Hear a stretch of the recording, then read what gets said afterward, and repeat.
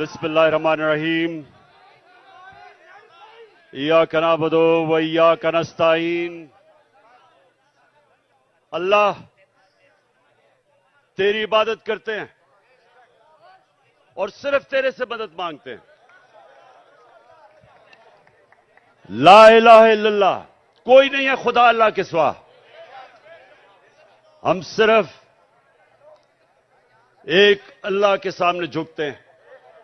ना मैं किसी इंसान, ना किसी इदारे, किसी के सामने मैं ना जिंदगी में झुका हूं और इंशाल्लाह आपको भी कभी झुकने नहीं दूंगा।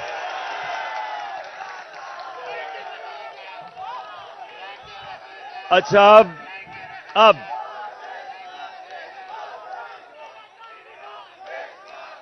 शुक्रिया। अच्छा सुने आप, मैंने आज आप सबको यहां इसलिए दावत दी कि जिस जज्बे और जुनून से, जिस तरह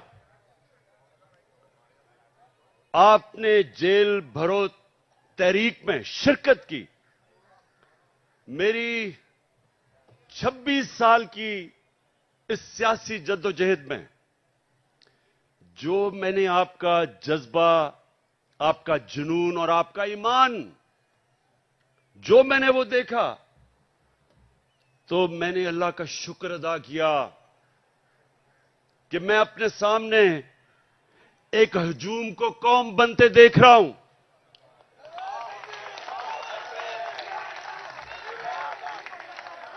सुने थोड़ा मैं एक मिनट सुन। मैंने आपको यहां मेरी हौसला अफजाई के लिए नहीं बुलाया, मैंने तो आपका शुक्रिया अदा करना था। सुने जरा मेरी बात, सुने एक मिनट, सुने जरा।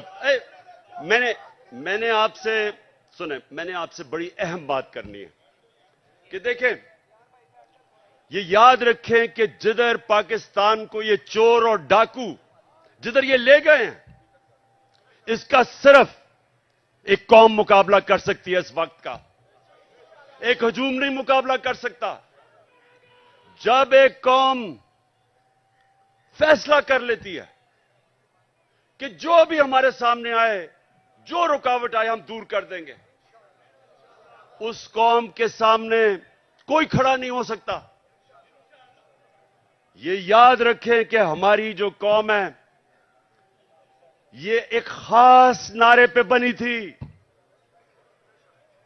कि पाकिस्तान का मतलब क्या,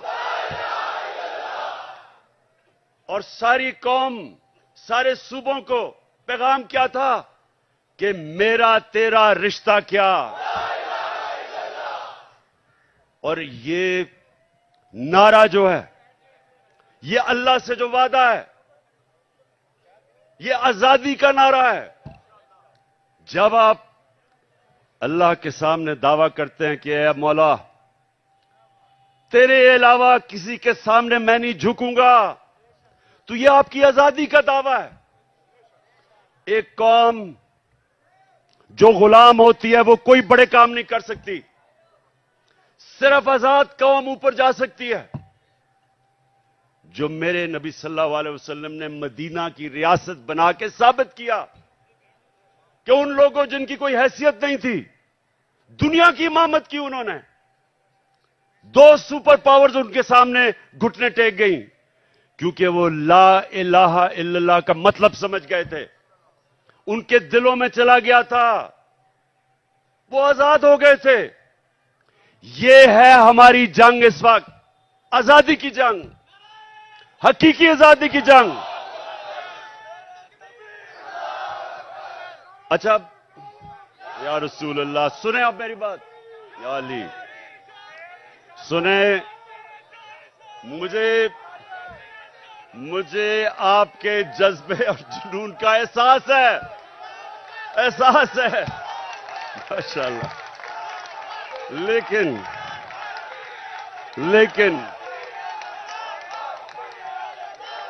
लेकिन सुने जरा, सुने सुने, अच्छा सुने सुने सुने सुने, बस सुने, बस। अच्छा अब आज जो पाकिस्तान का बदतरीन वक्त है, माशरत डूब गई है, तनख्वाहदार और गरीब पाकिस्तान की तारीख की सबसे ज्यादा महंगाई में पिस गया है। जिन लोगों ने इस मुल्क के ऊपर मुसल्लत होकर इसको तबाह किया, उनके पैसे बाहर पड़े हुए हैं। अरे बस बस बस बस बस, सुनो जरा, इतना आप जेल काट के आए हैं, मैं आपसे कुछ बातें करना चाहता हूं, आप बजाय बातें करने के नारे आपके खत्म नहीं हो रहे। सुने बड़ी बड़ी गौर से बात, मुझे आपके जुनून का पूरी तरह और जज्बे का अंदाजा है, लेकिन बस मैंने सुना है, मुझे सारी तुम्हारी जेल की खबरें आती रही हैं। जिस तरह मैं क्रिकेट मैच का स्कोर देख रहा था, उसी तरह आपके जेल के हालात देख रहा था। अच्छा अब सुने जरा मेरी बात। देखें, आज हमारा मुल्क ये नीचे क्यों दुनिया के सामने जलील हो रहा है? वो क्राइम मिनिस्टर जाके पैसे मांगता फिर रहा है और लोग ठुकरा रहे हैं उसको। कोई पाकिस्तान का, आपके हिंदुस्तान की चैनल देखें तो जो पाकिस्तान को जलील किया जा रहा है, तो ये क्यों हुआ? अब जरा बड़ी गौर से बात सुने, मेरे जज्बा और जुनून वाले, मेरे जो टाइगर, जिस तरह आप जेलों में होके आए हैं, मेरी गौर से बात सुने। देखें, अल्लाह का हुक्म है, अमर बिल मारूफ व नही अनिल मुनकर। क्या मतलब है उसका? हुक्म है अल्लाह को एक कौम को कि तुमने राय हक पे खड़ा होना है, सच पे खड़ा होना है, अच्छाई के साथ खड़ा होना है और बुराई और जुल्म का मुकाबला करना है, जिहाद करनी है। यह हुक्म है अल्लाह का। आज अगर पाकिस्तान का आपने ये हाल देखना है, जो हम नीचे, कभी भी पाकिस्तान इतना नीचे नहीं गिरा जो आज है, तो उसकी जरा वजह सुन लो। प्राइम मिनिस्टर 16 अरब रुपए का एफआईए का केस की चोरी में सजा होने लगी थी। 8 अरब नैब के अंदर सजा होने लगी थी, जबकि जनरल बाजवा ने इसको बचा के प्राइम मिनिस्टर बनाया। इंटीरियर मिनिस्टर किसी से फैसलाबाद में पूछ लें कि इससे बड़ा बदमाश फैसलाबाद का है ही नहीं। कोई जुर्म नहीं है जो इसने नहीं किया, अपना खुद कहता है। इनका अपना वजीर वो कहता है कि इसने 18 कत्ल किए हैं, लोग कहते हैं इससे बहुत ज्यादा कत्ल किए हैं इसने। जमीनों पे कब्जे, कातिल, वो बैठ गया इंटीरियर मिनिस्टर। आसिफ जरदारी जो पीछे से बैठ के ये सारा खेल खेल रहा है, वो दुनिया में माना हुआ चोर है। सिंध में जाके पूछें कि लोगों के ऊपर वो क्या जुल्म करता है, मुखालफिन को कत्ल, मुर्तजा भुट्टो कि उसकी फैमिली कहती है इसने मुर्तजा को कत्ल करवाया। चोर, कातिल, अरबों रुपए की चोरी का केस में पकड़ा जाने लगा था, जनरल बाजवा ने बचाया इसको। और उधर लंदन में बैठा हुआ भगौड़ा जो मुल्क को वहां बैठ के कंट्रोल कर रहा, सजाए याफ्ता, अरबों रुपए के घर में बैठा हुआ लंदन में, जो यहां से चोरी करके पैसा लेके गया, वो मुल्क को वहां से बैठ के फैसले कर रहा है कि आर्मी चीफ कौन बनेगा। मुझे यह बताएं कि जब मुल्क के सरबरा, ऊपर फैसला करने वाले मुल्क के बड़े बड़े मुजरिम बैठ जाएंगे, तो क्या मुल्क का दिवालिया नहीं निकलना? कौन सा मुल्क दुनिया में, मुझे एक मुल्क बताएं जो कि ऊपर जा रहा हो और जिधर इस तरह के चोर बैठे हो। और अल्लाह का हुक्म है हमें कि हमने तो इन लोगों के खिलाफ जहाद लड़नी थी।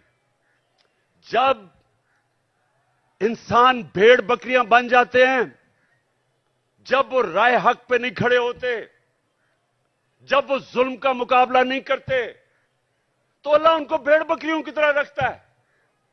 उनकी कोई हैसियत नहीं होती। जिस कौम में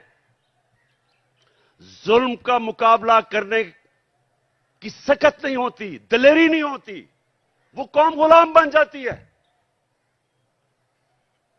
मैं बार बार इस्लाम के सबसे बड़ा जो सानिया हुआ था करबला का, मैं बार बार बताता हूं कि कूफा के लोगों को पता था कि हजरत इमाम हुसैन राय हक पे खड़े थे। उनको पता था, लेकिन यजीद के जुल्म के खौफ की वजह से उन्होंने इस्लाम की तारीख का सबसे बड़ा जुल्म होने दिया। ये जो खौफ का बुत है, ये इंसान को गुलाम बनाता है। इसकी पूजा करोगे, गुलाम भी होगे, जलील भी होगे। आज सारी दुनिया में पाकिस्तान जलील हो रहा है। भिखारियों की तरह कर्जे मांग रहे, कोई नहीं दे रहा, क्योंकि चोर ऊपर बैठे हुए हैं। वो क्यों नहीं दे रहे पैसे? नंबर वन, उन सारी बाहर की दुनिया के लोगों को पता है कि ये जो ऊपर बैठे हुए हैं, ये सबसे बड़े डाकू हैं, इनके पैसा बाहर पड़ा है। मैं जब प्राइम मिनिस्टर था, तो जब दूसरे मुल्क का प्राइम मिनिस्टर मुझे मिलने आता था, तो मेरा जो फॉरेन ऑफिस है वो मुझे पूरी तफसील देता था। किधर पड़ा है, माजी में इसने क्या किया, इसकी रेपुटेशन क्या है, एक एक चीज मुझे पता होती थी जब वो मुझे मिलने आता था। तो क्या ख्याल है, जो आप ये आसिफ जरदारी या ये जो शहबाज शरीफ बाहर जाता है, एक एक चीज बाहर की दुनिया को पता होता है कि इनके कितने पैसे बाहर पड़े हैं। ये दो खानदान अगर आधा भी अपना पैसा पाकिस्तान में ले आए, तो यहां आपको कोई आईएमएफ या किसी से कर्जे लेने की जरूरत ना पड़े। अपना पैसा चोरी करके मुल्क से बाहर और लोगों से भीख मांग रहे हैं कि पाकिस्तान को डॉलर दो। अपने पैसे डॉलरों में बाहर रखे हुए हैं। 100 रुपया जब से ये आए हैं, 100 रुपया गिरा है डॉलर के मुकाबले में। तो कौम तो 100 रुपए से ज्यादा गरीब हो गई है। कौम की तो खरीदार और कम हो गई है, और ये डॉलरों में पैसे रखने वाले, इनका तो 100 रुपए और ऊपर चला गया।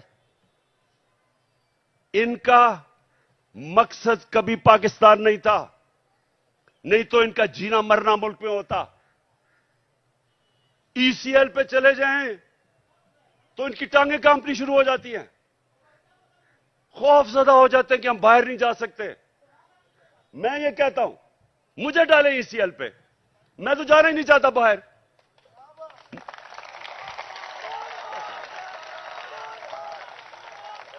सुने सुने सुने, जब एक मुल्क के ऊपर जराइम पेशा लोग बैठ जाएं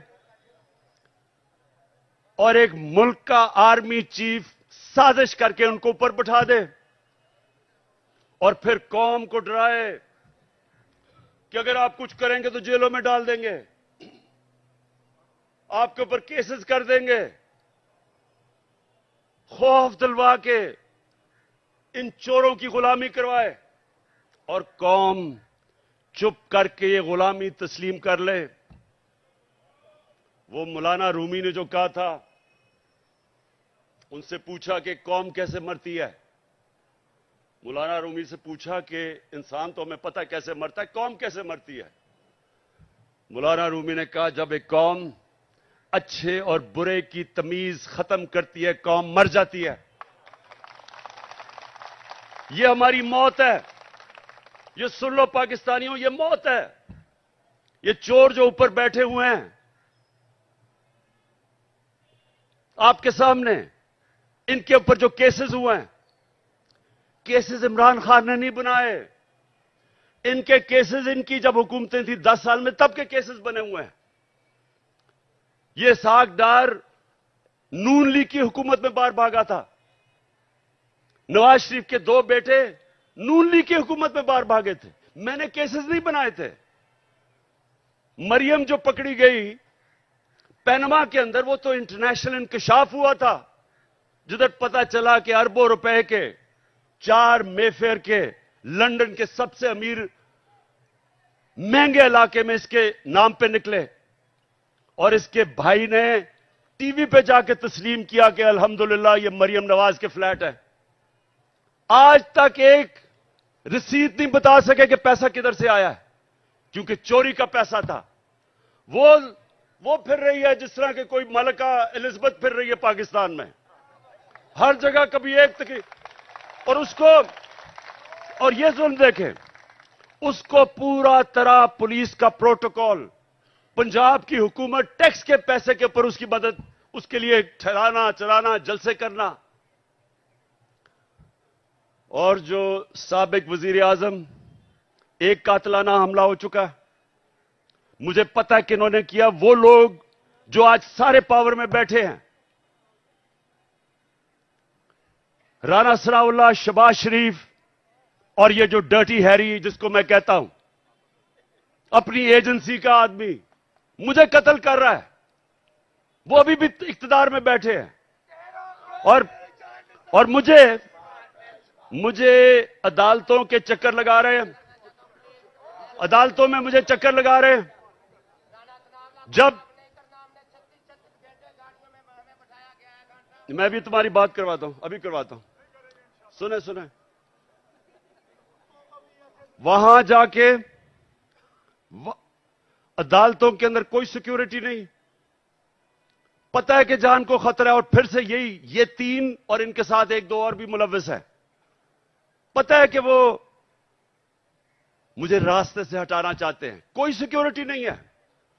और छोटे छोटे केसेस में कभी किसी अदालत में बुला लें, कभी किसी अदालत में। और इसको जो कि जमानत पे थी, उसके लिए पुलिस प्रोटोकॉल हो रहा है। मैं सिर्फ कौम को यह बताना चाहता हूं कि इस निजाम को अगर हम कबूल कर गए, जो ये कोशिश कर रहे हैं डरा के धमका के, जिस तरह हम भेड़ बकरियां के हमें कबूल करवा लें, कोई आपके और आपके बच्चों का इस मुल्क में मुस्तकबिल नहीं है।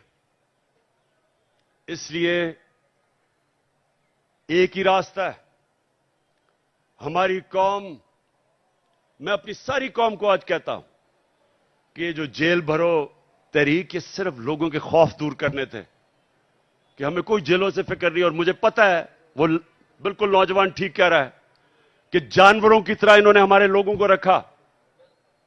इन्होंने जान के ये साबित करने शुरू के ये और डरेंगे, पीछे हट जाएंगे। जबकि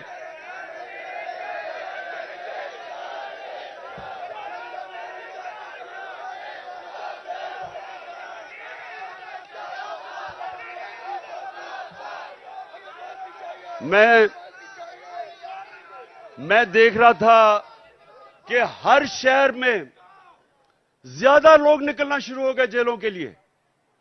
यानी जैसे जैसे तहरीक बढ़ रही थी, और ज्यादा लोग जेलों के लिए तैयार हो गए। और मैं एक दिन मैं देख रहा था कि किस तरफ जा रहा है। मैंने कॉल देनी थी सारे पाकिस्तान को कि एक दिन सारा पाकिस्तान निकले और जेलों में जाए, ताकि इनकी सारी खत्म कर दो।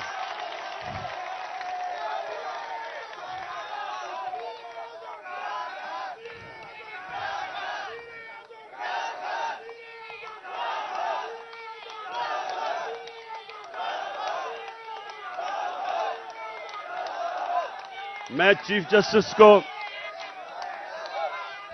मैं सुप्रीम, ठीक, बस मैं अपने सुप्रीम कोर्ट के चीफ जस्टिस को आज मैं अपने वकीलों के जरिए खत भी लिख रहा हूं कि अगर, जब पता है, खुद इंटीरियर मिनिस्ट्री कह रही है कि इमरान खान की जान खतरे में है, मैं कह रहा हूं मेरी जान खतरे में है, और मैं पहले 2 महीने पहले कह रहा था कि जान खतरे में, उसके बाद हमला हुआ मेरे पे। मैंने पहले पेशन गोई कर दी थी क्या करना है इन्होंने। मैं फिर कह रहा हूं, और मैं चीफ जस्टिस साहब को मैंने कहा वकील आज खत लिखें कि मजाहिया केसेस के ऊपर बुलाया जा रहा है। इलेक्शन के कमीशन के सामने मुजाहरा होता है, मैं घर बैठा हूं और मेरे ऊपर दहशतगर्दी का केस, तोशाखाना का केस। मैं तो कहता हूं आज कि जब भी तोशाखाना का केस मेरा सुना जाए, पब्लिक हियरिंग हो, टीवी के ऊपर सारी कौम को पता चले कि वो केस क्या है, कौम को पता चले कि क्या मजाक हो रहा है इस मुल्क से, कि जिन्होंने डाका मारा तोशाखाना के ऊपर जरदारी और नवाज शरीफ ने, उनके केसेस खत्म कर दिए हैं। और जिसने, और इंशाल्लाह ओपन हियरिंग हो, सारी कौम के सामने पता चले तोशाखाना केस क्या है। मैं चैलेंज करता हूं कि सारों के केसेस देखें और अगर किसी ने कोई भी गैर कानूनी चीज तोशाखाना में ने की, उसका नाम इमरान खान निकलेगा। और मैं चीफ जस्टिस को हम ये खत लिखेंगे मेरे वकीलों के जरिए कि जब पता है कि मेरी जान खतरे में है, लाहौर हाई कोर्ट गया और इस्लामाबाद गया, कोई सिक्योरिटी नहीं थी, और जबकि जिसने मुझे गोलियां मारी वो नवीद जो है, क्योंकि उसकी जान खतरे में है, उसको वीडियो कॉन्फ्रेंस के ऊपर उससे अदालत में वो बात करता है। तो ये तो ऐसा है कि जिन्होंने तहफ्फुज देना है, खतरा उन्हीं से ही है जिसने, अब ये राना सनाउल्लाह जैसा गुंडा कभी ये किसी को तहफ्फुज दे सकता है क्या? ये शहबाज शरीफ जिसने शहबाज शरीफ जिसके ऊपर रिपोर्ट है कि पुलिस मुकाबले में इसने कितने लोग मरवाए हैं, आबद बॉक्सर ने टीवी के ऊपर आके कहा कि मुझे यह हुक्म करता था लोगों को मारने के लिए। मॉडल टाउन में इन दोनों ने सबके सामने टीवी के ऊपर नहते लोगों के ऊपर गोलियां चला के 14 लोगों को कत्ल किया और 60-70 लोगों को गोलियां लगी। इन लोगों ने तहफ्फुज देना है। और ये जो डर्टी हैरी जिसको मैं कहता हूं, ये अपने इदारे को बदनाम कर रहा है। ये एक ऐसा आदमी है जो साइकोपैथ है, ये नॉर्मल आदमी नहीं है, ये हैवान है। जिस तरह का इसने आजम स्वाति से किया कि उसको नंगा करके जब तशद्दुद कर रहे थे तो रिकॉर्ड कर रहा था और सुन रहा था। ये वो आदमी है, बच्चों को पकड़ के, सोशल मीडिया के बच्चों को जो इसे किया, जो शहबाज गिल से किया है, उल्टा लटका के उससे जो किया है, इन्होंने सोशल मीडिया के लोगों के ऊपर जो जुल्म किया, सहाफियों से किया, जो अरशद शरीफ से किया, अब लोगों को पकड़ पकड़ के वो जो जावेद बेचारा चौकीदार, उसको उठा के ले गए, उसको नंगा किया, उल्टा लटकाया। एक तो ये साइकोपैथ, नंगा करने का इसको बड़ा शौक है, ये नॉर्मल नहीं है, इसका ज़हनी तवाजुन ठीक नहीं है। नंगा करके फिर उसको एक चरपाई के साथ बांधा, कुत्ते की तरह उसको जंजीर बांध के चरपाई के साथ 3 दिन बांधा। कौन करता है अपने लोगों से ऐसे? इदारे को ये बदनाम कर रहा है और ये लोगों ने मेरी हिफाजत करनी है, खतरा ही इन लोगों से है। और इसलिए मैं चीफ जस्टिस को कह रहा हूं कि जब नवाज शरीफ जेल में था तो हमें हुक्म आया, मैं प्राइम मिनिस्टर था, कि अगर इसको जेल में कुछ हुआ तो आप जिम्मेदार हैं, हम जिम्मेदार हैं। तो मुझे तो खतरा ही उन लोगों से है। और मुझे कभी उधर जा रहा हूं, कभी किसी अदालत में, तो मैं आज चीफ जस्टिस साहब को इसके ऊपर लिखूंगा कि कौन जिम्मेदार है कि जब बार बार मुझे ये जाली केसेस पे बुला रहे हैं। और जब भी मेरा केस हो, और मैं चाहता हूं कि सारी कौम के सामने आए कि इमरान खान के ऊपर कौन से केसेस है, ताकि पता तो चले कि ये डाकुओं के अरबों रुपए के केसेस, हर किस्म का जुर्म किया है, वो माफ हो रहे हैं। और 74 केसेस मेरे ऊपर बना चुके अब तक, और मेरे लोगों के ऊपर, हर के ऊपर, आजम स्वाति के ऊपर 30 केस, शहबाज गिल एक केस खत्म होता दूसरा केस। क्या जुर्म है इनका? क्या ये आजम स्वाति का जुर्म था कि उसने कहा कि NRO 2 जनरल बाजवा ने दिया इस पे किसी को कोई शक है? किसी को शक है? तो सच बोलने के ऊपर तशद्दुद, 34 केसेस, कभी किधर जा रहा है, कभी सिंध जा रहा है, कभी बलूचिस्तान जा रहा है। क्या ये पाकिस्तान का आज इंसाफ का निजाम है? और यही होना था जब चोरों को बाजवा ने ऊपर बैठा दिया, हमारे मुजरिमों को। तो मैं अपनी आज सारी कौम को कह रहा हूं, जो आगे जब तक मेरी कौम इस जुल्म का मुकाबला नहीं करेगी, आगे आपके और आपके बच्चों का मुस्तकबिल अंधेरे में है। मैं जब शुरू में 11 महीने पहले कह रहा था, जब चोर ऊपर आए, मैंने पहले दिन से कहा कि मैं कभी इनको तस्लीम नहीं करूंगा।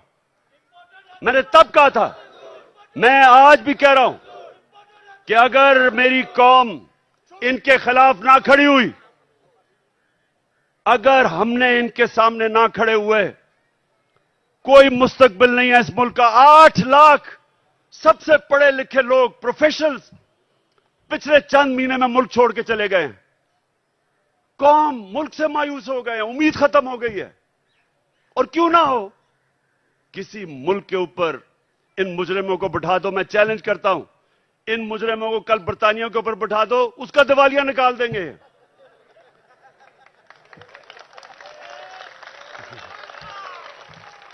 मैं आखिर में सुने, मैं आप सबको खराज तहसीन पेश करता हूं। मैं आपके जज्बे और जुनून को सलाम करता हूं। और मैं आप सबको ये बताना चाहता हूं कि जितना हम सब आपको देख रहे थे जब आप जेलों में थे, जो आपको पकड़ रहे थे, आपने मेरी सारी पार्टी का सर फख्र से ऊपर कर दिया। बहुत बहुत शुक्रिया।